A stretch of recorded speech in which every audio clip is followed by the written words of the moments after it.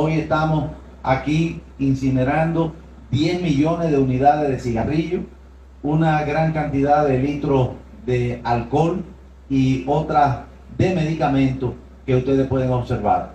Y esto es solamente los operativos de los últimos 2 meses. Este cargamento que va a ser incinerado tiene un costo de más de 200 millones de pesos en el mercado, solamente en cigarrillos.